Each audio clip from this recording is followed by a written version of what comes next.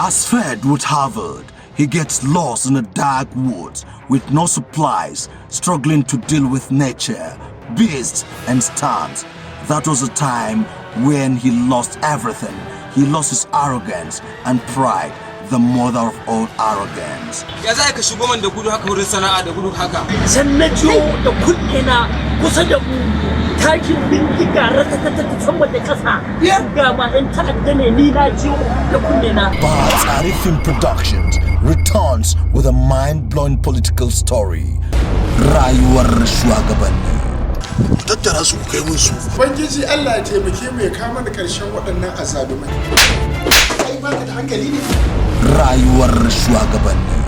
At the other side, the country is getting dangerously crowded with crazy people, terrorists, bandits, killers, armed robbers, kidnappers aimed at sabotaging the efforts of the government at the expense of their paymasters. Rayuwar shugabanni.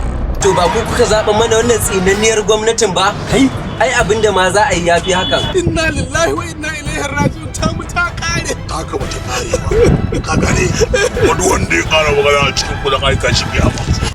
Ai na riga na mai da ku kadara ta.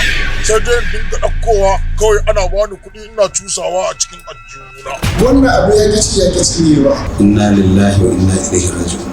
Producer Kalu Daɗin Kowa. Screenplay Kalu Daɗin Kowa. An shiga wani gari an suma an ci zarafinsa abin da aka samu. Directed by Lawal Sa'idu Ashasha.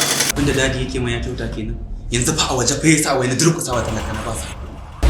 Rayuwar shugabanni. Don't miss it.